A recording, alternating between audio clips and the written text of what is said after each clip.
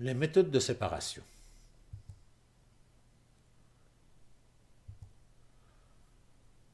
Dans la vidéo sur les différents types de corps, on a vu qu'il y avait des corps purs, composés soit de même type d'atomes, soit des molécules, le même type de molécules, mais avec des atomes différents.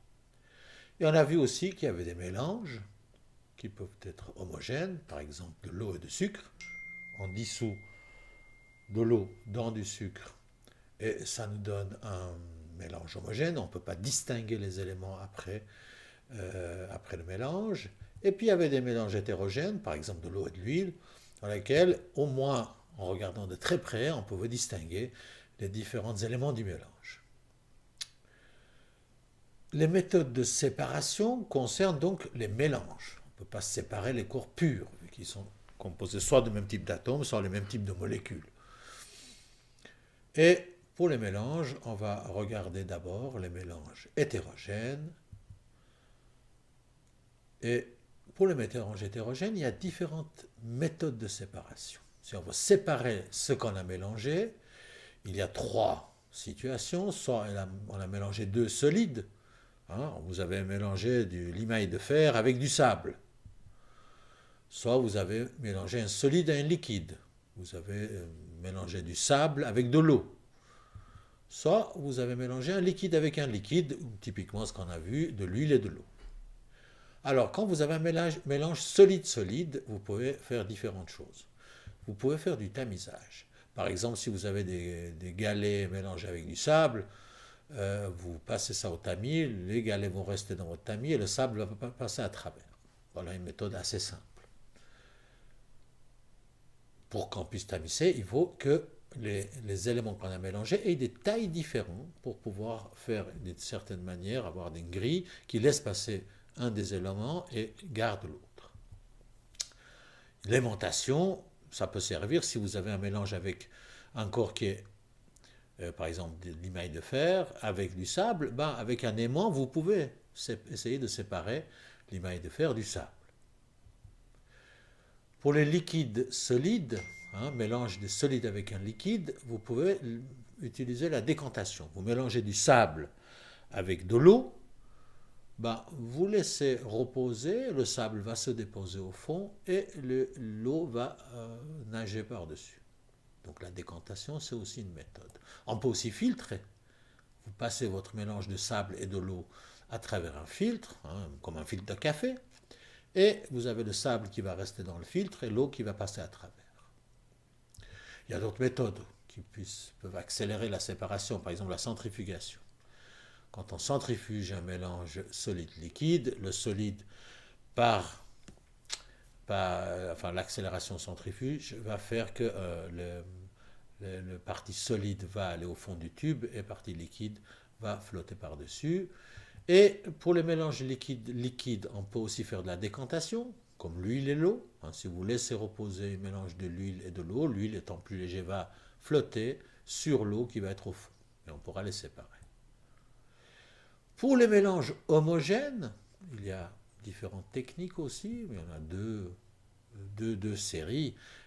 On peut mélanger des liquides avec des solides, ce qu'on appelle une solution. Typiquement du sucre dans de l'eau ou du sel dans de l'eau. Vous brassez, au bout d'un moment, vous avez un mélange homogène, on ne peut plus distinguer, par exemple, le sel et de l'eau. Et là, on a une autre catégorie quand on mélange deux liquides ensemble, par exemple l'alcool et l'eau. Pour les mélanges liquides-solides, il y a une méthode assez simple, sur le principe en tout cas, c'est de faire évaporer le liquide. Vous avez un mélange, une solution de l'eau et du sel, vous chauffez le tout, vous faites évaporer l'eau et il vous restera le sel au fond de votre récipient. Il y a d'autres méthodes plus sophistiquées comme la chromatographie, qu'on ne va pas détailler ici, mais pour vous donner une idée à quoi ça ressemble, si vous avez un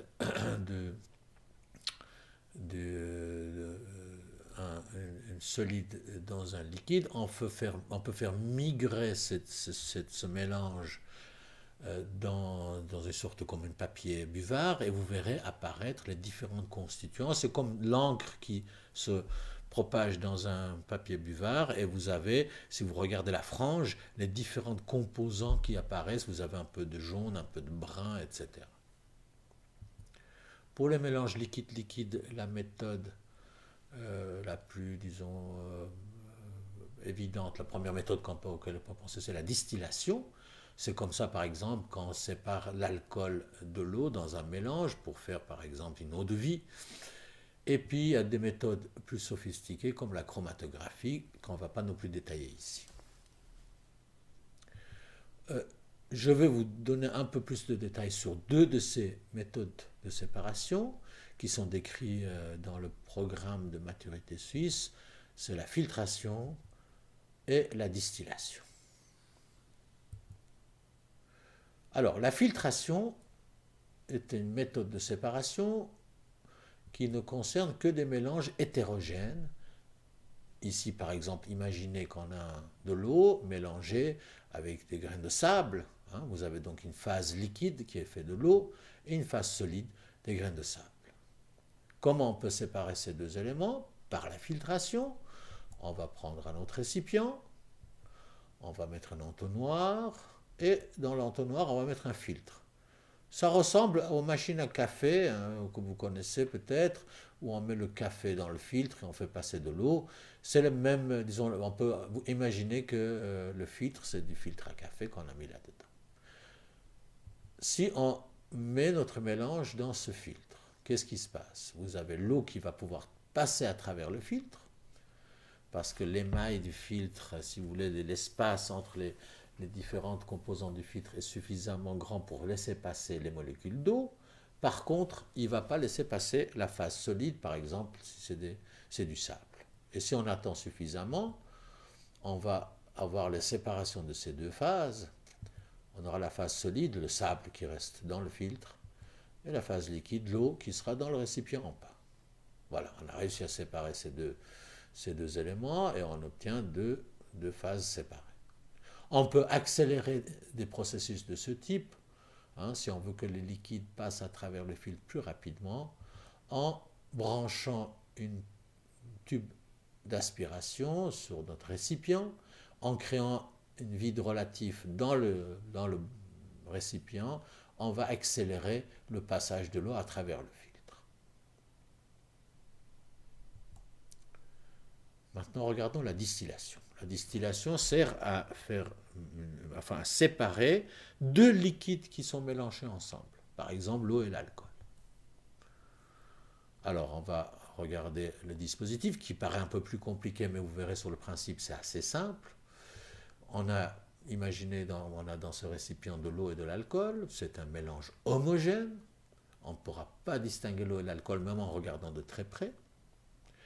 Et on va se baser sur le fait suivant. L'eau et l'alcool n'ont pas la même température d'ébullition. L'alcool bout à une température plus basse, autour de 70 degrés, alors que l'eau bout à une température de 100 degrés. Donc il y a une différence dans la température d'ébullition, et c'est ce principe qu'on va utiliser. On va chauffer ce mélange, et en chauffant ce mélange, on va faire évaporer en premier lieu l'alcool. Il a une température d'ébullition plus basse, donc il va s'évaporer plus rapidement que l'eau. Donc on aura des vapeurs d'alcool qui vont monter dans notre dispositif. On va refroidir ces vapeurs d'alcool par un dispositif qui est plus haut dans notre schéma. Imaginez que simplement autour de ce tube, on fait circuler de l'eau froide. Voilà un dispositif de refroidissement assez simple à imaginer. En refroidissant les vapeurs d'alcool, on va transformer les vapeurs d'alcool en alcool liquide qu'on va récupérer dans le deuxième récipient.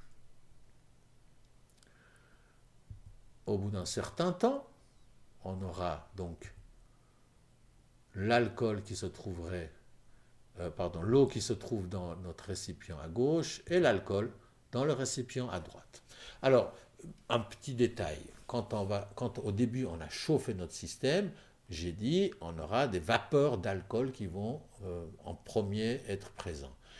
Dans la réalité, c'est jamais le cas comme ça.